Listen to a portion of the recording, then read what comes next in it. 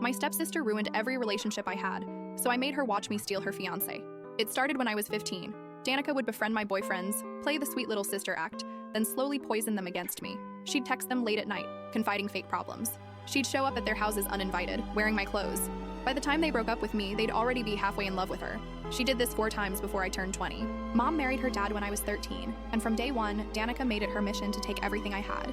My friends, my clothes, my college acceptance letters that mysteriously went missing. When I confronted her, she'd cry to our parents about how mean I was, how I never accepted her as real family. They always believed her. The worst part? She never actually wanted these boys. Once they were hers, she'd ghost them within weeks, bored now that the game was over. I'd see them around town looking confused and heartbroken while she moved on to sabotaging my next relationship. Then she got engaged to Brennan. He was perfect for her, honestly. Came from money, worked in his family's law firm, had the kind of face that belonged on magazine covers. She paraded him around like a trophy, posting constant updates about wedding planning, her ring, their future. For once, she seemed genuinely happy.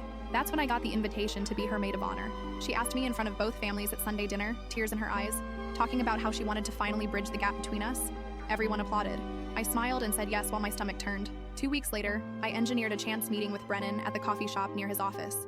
I'd done my research, knew his schedule, his favorite drink, the cases he was working on. When I sat down next to him and casually mentioned a legal article he'd written, his eyes lit up.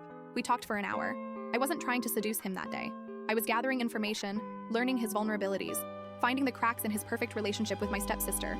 But I noticed how he never mentioned Danica once during our entire conversation, how he seemed genuinely lonely despite being engaged to someone who posted about him constantly, how he kept refilling my coffee and finding excuses to extend our time together. The second meeting was planned too, and the third. By the fourth, he was the one texting me first, asking to see me, making up reasons why he needed my opinion on things. I told myself I was just messing with her, proving I could. But somewhere between our late-night texts and the way he looked at me like I was the only person in the room, it became real. He started missing wedding planning sessions. Danica would call me, frustrated, asking if I'd seen him. He's probably just stressed about work, I'd say, while he was sitting across from me at dinner.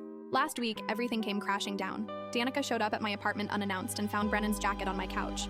The look on her face when she realized what had been happening, pure devastation mixed with rage. For the first time in our lives, she was the one who'd lost. "How could you?" she screamed. "How could I?" I laughed.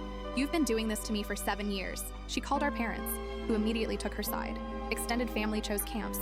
The wedding was postponed indefinitely while Brennan moved his things to my place. I thought I'd feel victorious. Instead, I felt hollow. Because last night, I caught Brennan texting someone named Violet, the same way he used to text me when he was with Danica. Same late-night messages, same secretive smile. This morning, Danica showed up at my door. Not crying, just calm. "I need to tell you something about Brennan," she said. "Something I should have told you before you wasted your time. I couldn't fit what happens next in this short video. Watch the rest down below."